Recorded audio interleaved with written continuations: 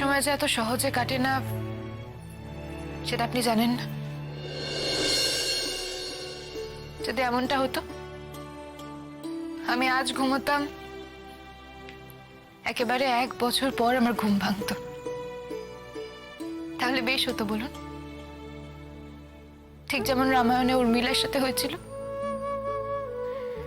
উনি 14 বছর ধরে ঘুমিয়েছিলেন। লক্ষণের বনবাসের যন্ত্রণা ওনাকে সহ্যই করতে হয়নি।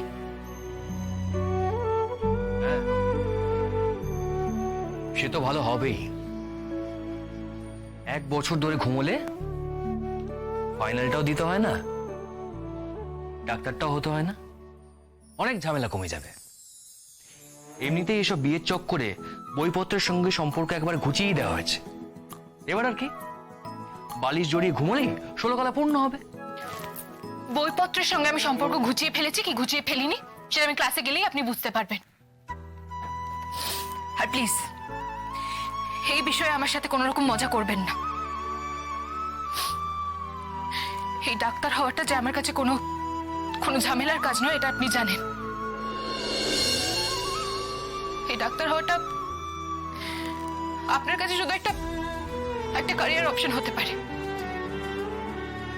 কিন্তু আমার কাছে এটা আমার লাইফের মিশন, আর সেটাও আপনি জানেন।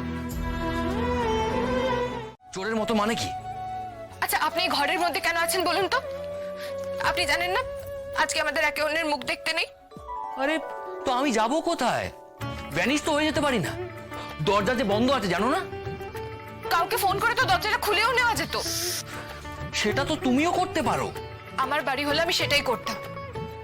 আচ্ছা এখন আঙ্কেলকে ফোন করলে ভালো হতো, আর বাকিদের ফোন করলে তো তারা হাসাহাসি করবে। আরে আবার কাঁদছো কেন? এরকম ক্ষণে ক্ষণে কেঁদে ফেললে কি করে হবে ভগবান? কিছু না, কিচ্ছু করতে হবে না আপনাকে। আমি স্নান করতে যাচ্ছি, তার মধ্যে আপনি দরজাটা খোলার ব্যবস্থা করুন। রোদ,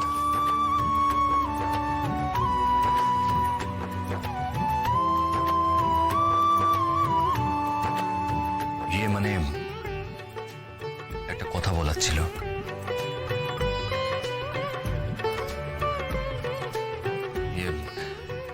গাড়ি থেকে নামার সময় আমি তোমাকে একটা লুজ কমেন্ট করেছিলাম।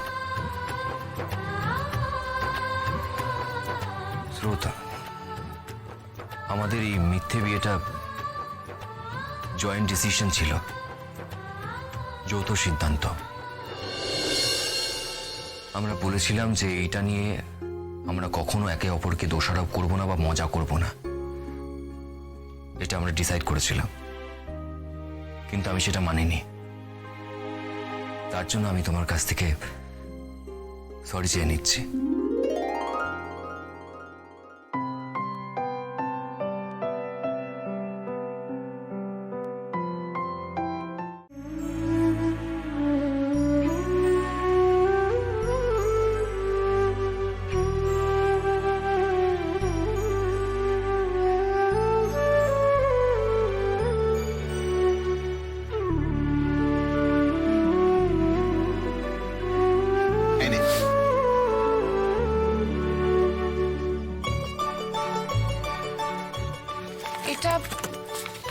এটা কি গো?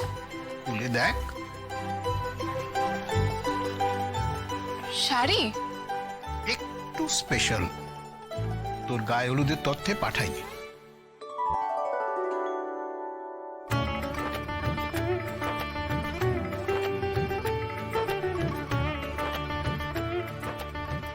আন্টির? একবারই পরেছিল, খুব প্রিয় ছিল শাড়িটা, ও নিজে খুব যত্ন করে রেখেছিল। আমি এটা পালিশ করিয়ে রেখেছি। বলবি? তোমার কি মনে হয় এই শাড়ির মূল্য তো তোমার দেওয়া সব উপহারের চাইতে সব থেকে বেশি দাম?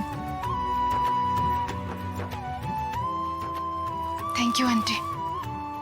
আর একটা কথা রাখবি না, আমি বলছি বলে তেমনটা নয়, যদি তোর মন সায় দেয় তাহলেই রাখিস। কি কথা? আজ থেকে আমাকে বাপি বলবি, আর ওকে মা আর আঙ্কেল আন্টি নয়।